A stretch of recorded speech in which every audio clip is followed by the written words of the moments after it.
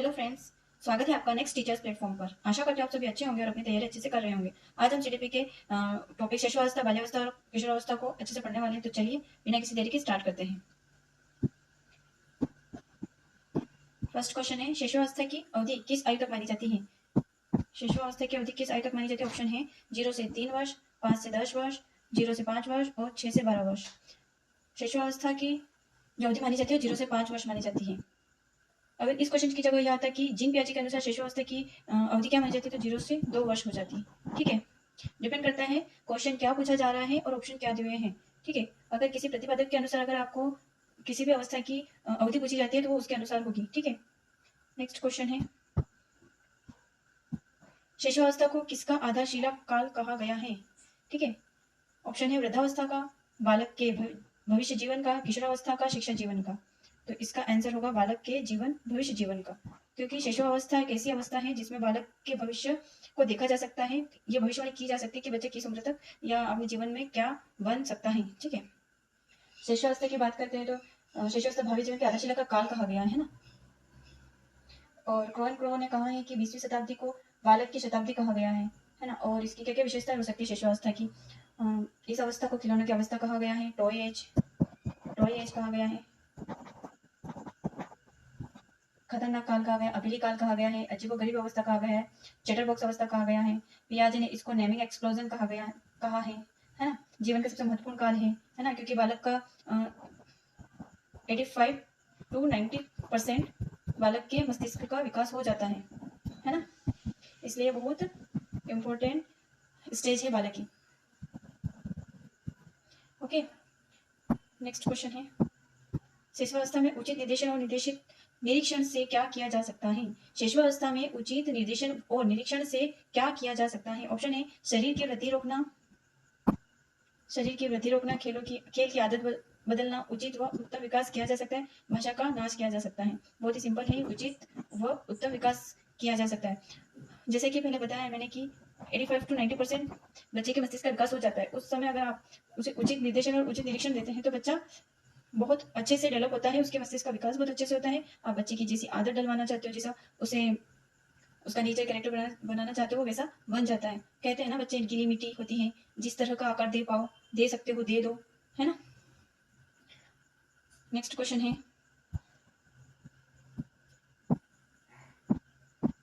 20वीं शताब्दी को किस नाम से जाना जाता है? विज्ञान की शताब्दी, शिक्षा की शताब्दी, शिशु बालक की शताब्दी या युद्ध की शताब्दी?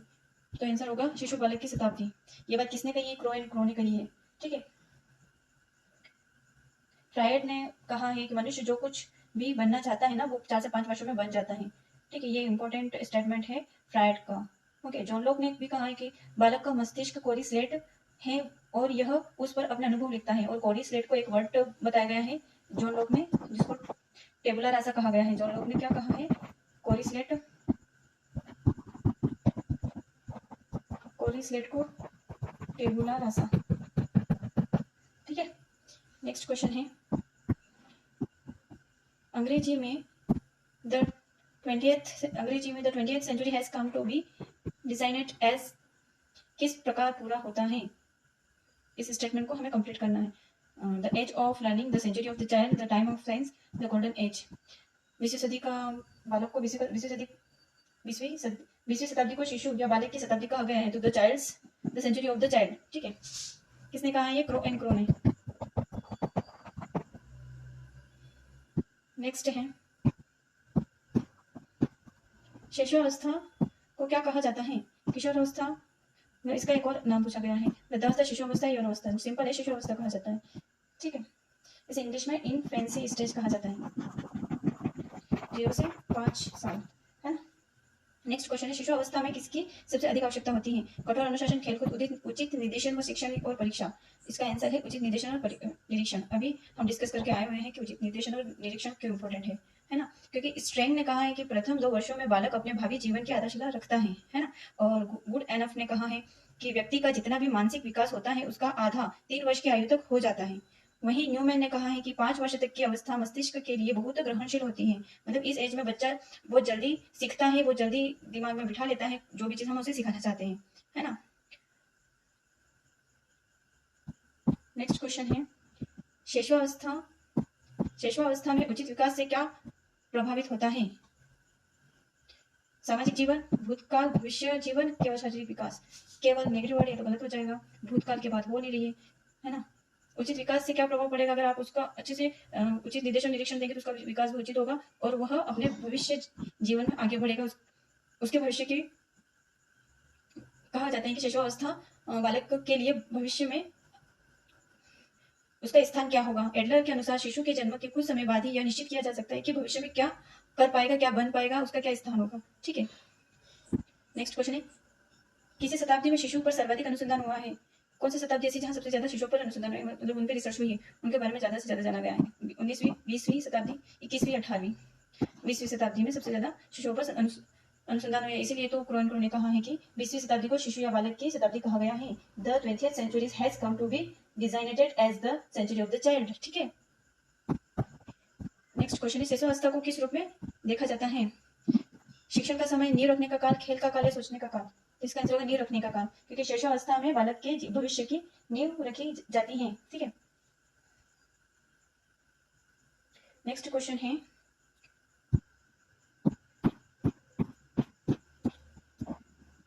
खतरनाक अवस्था, डेंजर अवस्था किसे कहा जाता है? किस आयु वर्ग को कहा जाता है?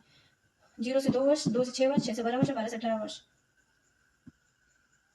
0 से 2 वर्ष शैशवावस्था की स्टेज अवधि तो है, लेकिन ये किसके अनुसार है? पियाजी के अनुसार है। और इस क्वेश्चन में पियाजी का नाम नहीं आया है, तो हम ऑप्शन बी पर जाएंगे, 2 से 6 वर्ष, जो कि एक 0 से 5 के लगभग ही है। 0 से 6, 5, 6 के लगभग है शैशवावस्था की अवधि, इसलिए हम खतरनाक अवस्था 2 से 6 वर्ष को ही सही मानेंगे। ठीक है, नेक्स्ट क्वेश्चन है, 2 से 6 वर्ष की अवस्था को किस नाम से जाना जाता है? 2 से 6 वर्ष की अवस्था को किस नाम से जाना जाता है? तो शिशुअवस्था के नाम से जाना जाता है ना। वियर्ड अवस्था, weird stage, naming explosion, chatter box या उपरोक्त सभी? वियर्ड स्टेज मतलब अजीबोगरीब अवस्था, है ना, अजीबोगरीब कहा जाता है। नेमिंग एक्सप्लोजन मतलब नामकरण विस्फोट, नामकरण विस्फोट, जो कि पियाजे के अनुसार कही गई है। और चैटर बॉक्स मीन्स बक्की अवस्था। ठीक है, ये सब नामों से जानी जाती है 2 से 6 वर्ष की एज। ठीक है, तो हमारा आंसर होगा डी। नेक्स्ट क्वेश्चन है, इस अवस्था में स्वयं का बोध किस प्रकार हो जाता है? किस प्रकार? इस अवस्था मतलब कि शैशवावस्था की बात कर रहे हैं, इन्फेंसी स्टेज की बात हो रही है, इन्फेंसी स्टेज की बात हो रही है, 0 से 5 ईयर। इस एज में स्वयं का बोध कैसे होता है? धीरे धीरे, पूरी तरह विकसित बिल्कुल नहीं है माँ बाप की सहायता से। तो बच्चा 0 से 5 वर्ष का होता है, जब तक वो अपने माता पिता के सहारे ही रहता है ना। उन्हीं से ही समाजीकरण सीखता है, उनसे ही सब कुछ सीखता है, क्योंकि माँ पहली गुरु होती है, पहली टीचर होती है जो बच्चे को सिखाती है। इसलिए इसका सही आंसर होगा option number D. Next question है, इस अवस्था को जीवन का कौन सा काल माना जाता है? इस अवस्था मीन्स इन्फेंसी एज। ठीक है, शैशवावस्था 0 से 5 साल। संघर्ष का काल, अद्वितीय काल, आलोचनात्मक काल, उत्तरकालीन काल? आंसर होगा यूनिक पीरियड ऑफ लाइफ। क्यों? क्योंकि इसी में ही हमारे जो प्रतिपादक हैं, जो साइंटिस्ट हैं, जो मनोवैज्ञानिक हैं, उन्होंने कहा है कि मनुष्य जो कुछ भी बनना चाहता है 4 से 5 वर्ष में बन जाता है, जो कि फ्राइड ने कहा था। वैलेंटाइन ने कहा कि शैशवावस्था सीखने का आदर्श काल है, मतलब अगर इस एज में सीख लिए तो सीख लिए, उसके बाद काफी मुश्किल होगा, क्योंकि यह एज बहुत ही सेंसिटिव है। इस एज में बहुत जल्दी सीख सकते हैं। ठीक है, तो ये दोबारा आ नहीं सकती इस एज को, इसलिए अद्वितीय काल कहा गया है, क्योंकि ये बहुत ही सेंसिटिव है, बहुत ही इंपॉर्टेंट है। ठीक है, नेक्स्ट क्वेश्चन है, 6 से 12 वर्ष की अवस्था में बालक को क्या प्राप्त होती है? औपचारिक शिक्षा, स्वतंत्रता, नैतिक विकास या प्रतियोगी समाजीकरण? 6 से 12 साल में बच्चा स्कूल जाना सीख जाता है या स्कूल जाने लग जाता है, और 0 से 5 वर्ष में वो अनौपचारिक शिक्षा लेता है ना, अपने माता पिता से अनौपचारिक शिक्षा लेता है। और 6 से 12 वर्ष में बच्चा औपचारिक शिक्षा ग्रहण करने लग जाता है। अपना आंसर होगा ऑप्शन ए। ठीक है, नेक्स्ट क्वेश्चन है, एडोलसेंस शब्द की उत्पत्ति किस भाषा से हुई है? एडोलसेंस शब्द की उत्पत्ति किस भाषा से हुई है? यूनानी, लैटिन, इंग्लिश और संस्कृत?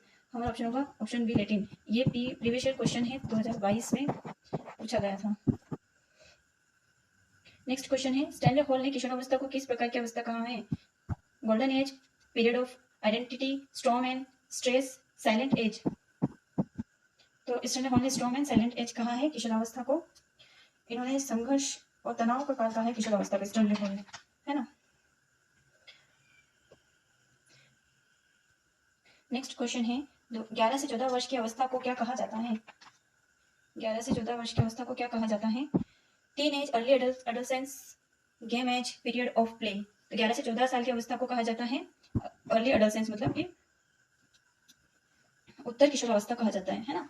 किशोरावस्था को अन्य नाम से भी जाना जाता है, जैसे न्यू बर्थ पीरियड कहा जाता है, नया जन्म काल कहा जाता है, जो कि स्टैनले हॉल ने कहा है ना। परिवर्तन का काल कहा जाता है, दबाव, तूफान, संघर्ष व तनाव का काल कहा जाता है, जो कि स्टैनले हॉल ने ही कहा है। किल्पट्रिक ने कहा है जीवन का सबसे कठिन काल, है ना। और स्वर्ण काल कहते हैं, बसंत ऋतु कहते हैं, समायोजन का अभाव कहते हैं, वीर पूजा काल कहते हैं ना, हीरो या वीर पूजा काल, वीर पूजा काल कहा जाता है।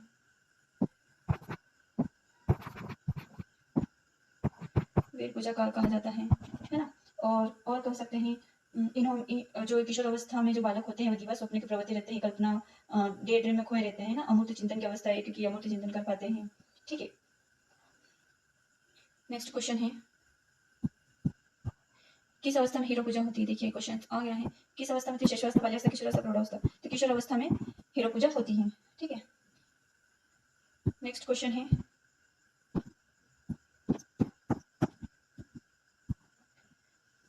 कुछ मनोवैज्ञानिक देख लेते हैं, नॉर्मल क्वेश्चन है जो एग्जाम के लिए बहुत इंपॉर्टेंट है। तो चलिए देखते हैं। पियाजे के अनुसार संज्ञानात्मक विकास कितने चरणों में होते हैं? 3, 4, 5, 2। हमारा आंसर है ऑप्शन बी 4। कौन कौन सी है? पहली है sensory motor stage, sensory motor stage. दूसरी है प्री ऑपरेशनल स्टेज, तीसरी है ऑपरेशनल स्टेज, चौथी है formal stage. Okay, next question है, कौन सा मनोवैज्ञानिक संज्ञानात्मक विकास सिद्धांत से संबंधित है? फ्रायड, स्किनर, पियाजे, वाइगोत्स्की। संज्ञानात्मक विकास सिद्धांत पियाजे का है, जिन्होंने अपनी 4 अवस्थाएं बताई हैं। ठीक है, नेक्स्ट क्वेश्चन है, जोन ऑफ प्रॉक्सिमल डेवलपमेंट किसका सिद्धांत है? कोलबर्ग, ब्रूनर, वाइगोत्स्की और एरिक्सन। तो हमारा राइट आंसर होगा ऑप्शन सी, वाइगोत्स्की। वाइगोत्स्की ने जोन ऑफ प्रॉक्सिमल डेवलपमेंट का सिद्धांत दिया है। नेक्स्ट है, कोलबर्ग का सिद्धांत किस विकास से संबंधित है? मानसिक विकास, सामाजिक विकास, नैतिक विकास या भाषा विकास। तो कोलबर्ग का सिद्धांत था नैतिक विकास का सिद्धांत, है ना। इन्होंने 3 स्टेज दिए थे और 6 लेवल। ठीक है, नेक्स्ट क्वेश्चन है, एरिक्सन ने विकास के कितने चरणों को विभाजित किया है? एरिक्सन ने विकास के कितने चरणों में विभाजित किया है? 5, 6, 8, 4। तो राइट ऑप्शन होगा ऑप्शन सी, 8 अवस्था थी। एरिक्सन ने एक पिरामिड बनाया है, 8 अवस्था में बांटा है। हम इन सभी मनोवैज्ञानिक को एक एक करके डिटेल में पढ़ेंगे, ताकि इनसे बनने वाले क्वेश्चन हमारे गलत ना हो। फिलहाल हम सिर्फ एक ओवरव्यू देख रहे हैं, बाकी हम इनको पूरे डिटेल में पढ़ेंगे। ठीक है, नेक्स्ट क्वेश्चन है, बालकों की शिक्षण क्षमता का सर्वोत्तम परीक्षण कौन सा है ना। तो लिखित परीक्षा, मौखिक परीक्षा, व्यवहार अवलोकन या बहुविकल्पीय प्रश्न। तो आंसर होगा व्यवहार अवलोकन। ठीक है, नेक्स्ट क्वेश्चन है, किसी बालक की बुद्धि लब्धि 100 है, इसका क्या तात्पर्य है? औसत से कम, औसत, बहुत अधिक या मंद बुद्धि। तो 100 IQ वाला बच्चा औसत बुद्धि वाला होता है। नेक्स्ट क्वेश्चन है, सृजनात्मकता का संबंध है, क्रिएटिविटी का संबंध है रटने से, कल्पनाशीलता से, अनुशासन से, स्मृति से। तो हमारा राइट ऑप्शन होगा बी, कल्पनाशीलता से। नेक्स्ट क्वेश्चन है, बुद्धि परीक्षण के जनक माने जाते हैं थोंडाइक, बिने, फ्रायड और पावलोव। हमारा ऑप्शन है बिने बुद्धि परीक्षण के जनक माने जाते हैं। थोंडाइक के अनुसार सीखने के नियम है, थोंडाइक के अनुसार सीखने के नियम है प्रयोग एवं त्रुटि, प्रभाव, तत्परता और उपरोक्त सभी। हमारा आंसर है उपरोक्त सभी। थोंडाइक ने ये सारे सीखने के नियम दिए हैं। नेक्स्ट क्वेश्चन है, पावलोव ने किस पर प्रयोग किया था, है ना। पावलोव ने किस पर प्रयोग किया था? बिल्ली, चूहा, कुत्ता और बंदर। आंसर है कुत्ता। बिल्ली पर किसने किया था? थोंडाइक ने किया था, है ना।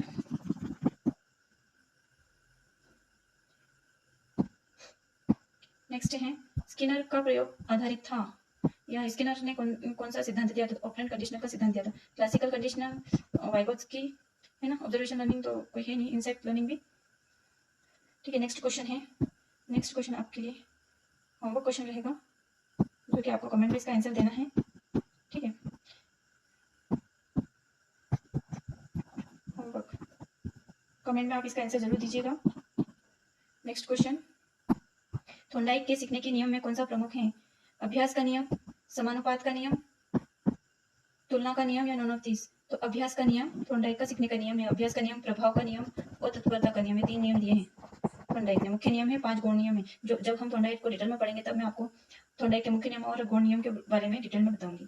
ठीक है, नेक्स्ट क्वेश्चन है, शिक्षा का उद्देश्य है, शिक्षा का उद्देश्य नौकरी पाना, व्यक्तित्व विकास, परीक्षा पास करना है, रटंत विद्या।